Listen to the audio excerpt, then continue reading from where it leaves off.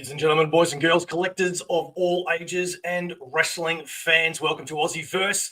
I'm OmniBeau, and here we are going to be talking about WWE's Saturday night's main event and Evolution. Now, this isn't going to be very long because there's really not that much to talk about, in my opinion. Now, the issue with these pay-per-views premium live events now, is that there's just too many of them. They set the Evolution pay-per-view up to fail. It didn't, I don't think. And Saturday night's main event, let's be real, it's just a joke.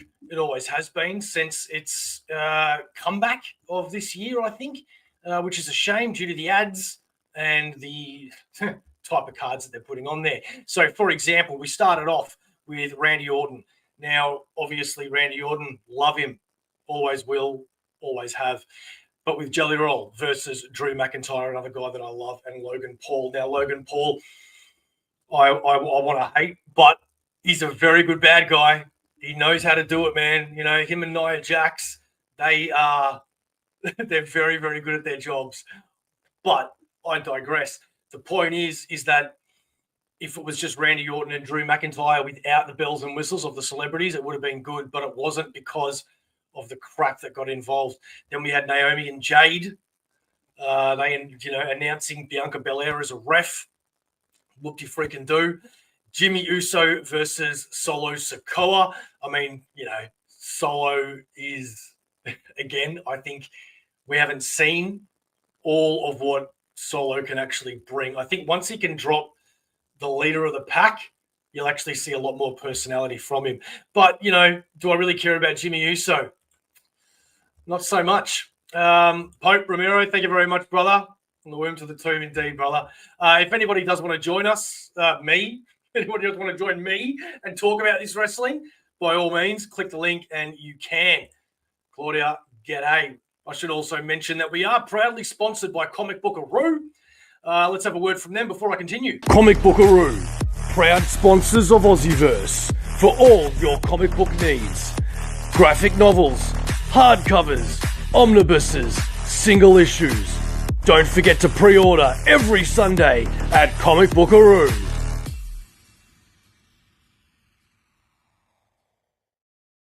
Comic Bookaroo. Shut up. And not only that, but we also want to say g'day to our four lifers. These are our paid members that make Aussieverse look so pretty each and every week. And if you are a four lifer, not only do you get your name there, but you get to be in the Instagram chat. You also get to be on the shows every now and then. You get your own gifts and you get your own content every now and then. If that sounds like something you want to do, click the link and join. If you want to support Aussieverse but don't want to spend a cent, then subscribe to the channel. That's the best way you can support us. G'day, Troy. Thank you very much for joining. So, as I was saying, back to the wrestling, we're now up to Seth Rollins versus LA Knight. Now, if you saw this match, you know that it did not end the way that we were, I don't think the way that they were planning, but Seth Rollins got an injury, right? And then LA Knight took the very fast win. Now, apparently, the story is Seth Rollins is already injured, and that injury was to cover up the injury that he's already got. So either or, it's not looking good for Seth Rollins because he is Mr. Money in the Bank, and that is going to really mess up the future plans. I guess the good part about it is, if there is any good part, is that he's just won the Money in the Bank. So if he is off for a few months, he can still keep it and come back. But we do know there are other people out there that are saying that they should redo the match at SummerSlam and have a new Money in the Bank holder. I'm not so sure about that myself. So I hope that Seth is okay and he's not going to miss too much action. Lastly, on the Saturday night's main event, we had Gunther versus Goldberg, man. Well, Heyman came out and said he was till June, so don't even ask me that. All right, we'll see, yeah? Back to what I was saying. Goldberg, man. It was freaking Goldberg versus Gunther. Now, Goldberg was one of my loves as a child. I loved watching him grow up. Too bad that he kicked my first hero in the head too much, and now he can't wrestle anymore. But that's another story. Goldberg is having his last match in WWE, his last match ever, apparently, and it's against Gunther, and it's for the world title. Now, what if Goldberg wins, huh? Well, he's not, because why would you ever think he's going to? Because he didn't. Now, they did him dirty, man. The WWE did him dirty. I'm telling you, it's his final ever match, and they cut off the end of his speech. The end of his speech that you could only watch online from all the other people that went there. That was a heartfelt speech. That was a beautiful speech about treating your fellow man with respect and all this other sorts of stuff. And also a shout out to his father-in-law that just passed away. It was a really nice speech. And WWE just cut it off. Cut it off. Like, and you know what? This raises the question. John Cena is going to be having his retirement match at Saturday night's main event. Are you telling me that if John Cena gives a big farewell speech, they're going to cut off his ending? I don't think so. No. Why did they do that to Bill Goldberg? Could it be the fact that he's an ex-WCW star? Could it be the fact that he has bitched very recently about the fact that ever since he made the spear a huge move, that every Tom, Dick, and Harry is using the spear since then, men and women. He says the only person that should be using the spear in professional wrestling today is Bron Breakker. Now, I do understand why Goldberg has said Bron Breakker should be the only one, because Bron Breakker's got a wicked crazy spear. I get it. But I don't think this is going to sit well with WWE. I mean, you got a couple of days until a big match and you're bitching about the company saying choices that they've made. Now, I kind of understand where Goldberg's coming from, but at the other point of view, it's a little bit selfish, isn't it? Because you've invented a move and other people are going to emulate that after you and you're going to crack the shits. Now, I do understand that in the wrestling business, if you are going to take a move, the honorable thing, the respectful thing is to ask that wrestler, can I take it? But come on. I mean, it's a spear. You know what I mean? It's not like it's the figure four leg lock. Goldberg isn't Cena to the... Yeah, well, exactly. But if I was Goldberg, man, I would have been so freaking pissed, man. So freaking pissed. What I did like about the intro for Goldberg was his entourage. It had his son, who I think his name is Gage. It had Ernest the Cat Miller. I'm like, what? That was... Okay. But that's all I really want to say about Saturday night's main event, because it's just ridiculous, man. It's ridiculous. Now, on the same weekend, I want to give a massive shout out to the NXT pay-per-view Great American Bash, because that had one match in particular that just blew my freaking mind. And that, of course, was Ricky Saints versus Ethan Page in a Falls Count Anywhere match. And this was brutal. It was really, really brutal. And my heart, my hands go, you have everything. Just freaking hell, man. I can't wait for them to get to the main roster, especially Ethan Page. Lots of people use the spear because the low impact and easy sell. Plus, it's a one-word move, so it crosses the language barrier. Yeah, I remember when Edge started doing it, and I'm like, man, Edge, I love you, dude, but you shouldn't be doing a spear. You're not Goldberg, you know what I mean? But, you know, he continued it. Then we have, obviously, Evolution. Now, I really feel so sorry for these women, man. These women have been waiting 7 years for another Evolution pay-per-view. 7 years. Triple H, there's not that much time. Things aren't coming into place, and now it's the right time. What the fuck, mate?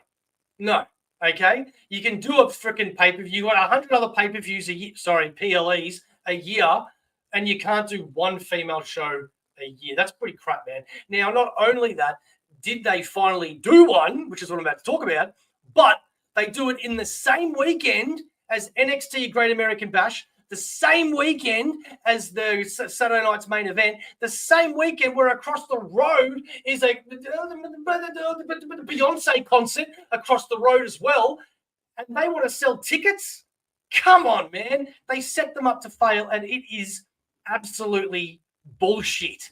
And if I was females in the WWE, man, I swear to Christ, like, you know, I know what it's like. You know, you can't go to your boss and say shit. I get it, but it's just ridiculous, man. I don't like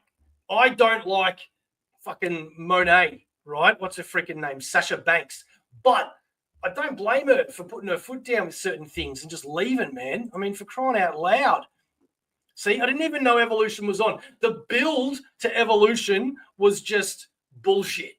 It was just absolutely crazy. For example, you got Trish Stratus versus Tiffany, and you had like one interaction between them, you know, and Trish is like, yeah, I'm the GOAT, and I'm the GOAT because everybody says I'm the GOAT, but I don't really know why I'm the GOAT, but I'm just going to say I'm the GOAT because I'm the GOAT, and look at everything's fake. And Tiffany, on the other hand, being like, I'm the up-and-comer, and I'm now the new you, and I've got to beat the GOAT to be the GOAT.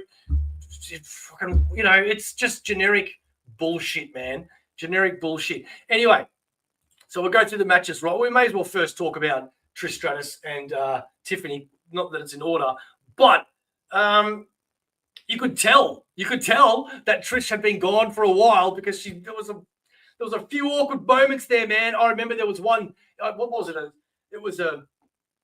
It was some sort of power bomb or something. No, just a flip. I don't know what it was. I can't remember because I saw this yesterday, right? Which really annoys me because usually I do these straight after the PLEs, but I couldn't yesterday. More on that in a minute. And when she went like that, when Trish grabbed Tiff and went like, Tiff just dropped. And like, you could see that Trish hadn't actually done anything. And like, that was embarrassing, man. And then there was one move that actually looked really cool, but it didn't look cool because it was meant to. It looked cool by accident. And it was Tiffany grabbing Trish, suplexing her, and then kneeing her in the back. And the way Trish's back just went boom, and Tiffany's knees right into her ribs there, man. It looked just a little brutal, but Trish was okay. She did have a little bit of a bleeding mouth by the end of the match, though, so she's probably got something a little flicked in her mouth. The attempt at Stratusfaction was definitely rusty, yeah. And you know what else I loved about her, man? And I mean that sarcastically. Every single time that she did a move, she'd have to look at the crowd and go, I can do a move. Well done, Trish. Well done. After that, Bayley versus Becky versus Lyra for the Intercontinental Championship. That was a good match. I enjoyed it. Shame that Becky continued to won it, I think, but still very, very good match. And I've got a lot of respect for each of these women, just like I have respect for nearly all the other women as well. Now, the reason why I couldn't do this yesterday is because there was so much WWE on the weekend that I'm in Australia, if you couldn't tell by the accent, and Evolution was on a Monday. So by the time I came home after work and I watched Evolution, it was too late, man. I ain't doing a stream straight away, man. I need this sort of energy, you know. I haven't felt Becky for a long time, man.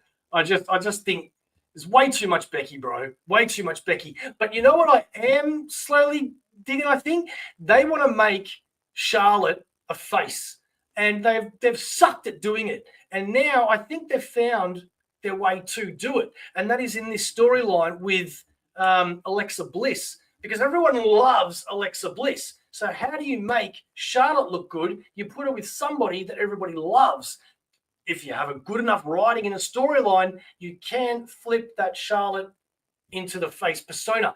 And I also noticed, I don't know if it was fake noise that the WWE sometimes do with the crowd, but there was a lot of Charlotte chanting, which is very strange because that doesn't happen very often. But there was a lot of it during that match. The match that I'm talking about, obviously, being the four-way tag team match: Charlotte Flair, Alexa Bliss versus Zarya. Zarya from Australia, by the way. Delta, it was her old name. Zarya and Sol Ruka versus the Kabuki Warriors versus Roxanne Perez and Raquel Rodriguez. This was a very enjoyable match. Every part of it really, really enjoyable. There were many, many moments. If you're going to watch one match, I'd probably suggest you watch that one. I might change my mind when I start thinking about other matches maybe. Charlotte doesn't exist for me anymore. I can't handle it anymore. I definitely think the Bliss push is next before Liv comes back. Yeah, well, that's probably true. And the Judgment Day retained. So that was a surprise. All my money, I would have thought that Alexa Bliss and Charlotte would have won that. And I was wrong, which is kind of good because now they're going to try and stretch that story out a bit more. Keep them as a tag team. You know what I'm saying? The Kabuki Warriors didn't do much. That was very disappointing. Kairi Sane had a great few minutes at the start where she was looking really good, but Asuka did F all. So that's a bit of a shame. One other thing that I made a note of is Trish Stratus and Tiffany. I enjoyed every single moment of Evolution. I was sucked in and I was enjoying it like a noob and like a fan. I was loving it. But by the time Trish and Tiffany were on, that was the first time I realized I'm on my couch watching wrestling. And I had to slow down and go, hang on, this isn't as good as I thought it was for a minute. And is Tiffany a heel now? Because the way she acted at the end of the match, that is not the way a face acts. The cracks are already there for the Judgment Day. Mate, they've been there for ages. When they did the post-match story progression. So Morgan must not be too far away. Maybe. We'll see. Naomi versus Jade Cargill. I loved that match, except the ending. Naomi is just killing it, man. Absolutely freaking killing it.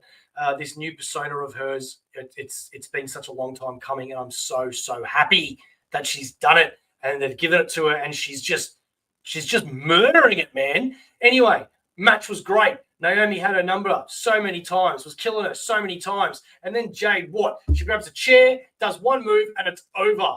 Get fucked. But anyway, that's the way the cookies crumble sometimes. And Bianca did not turn heel again. So at this stage, I've given up. I've given up on Bianca turning heel. Yeah, I know, right? Unless you're going to be get really good acting lessons and come in an X-Men movie, I'm not really interested either.